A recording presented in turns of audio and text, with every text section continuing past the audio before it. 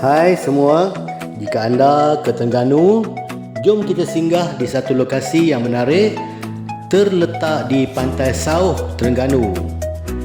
Cafe Nyo, tepi pantai Terengganu yang mempunyai pemandangan indah yang cukup menawan.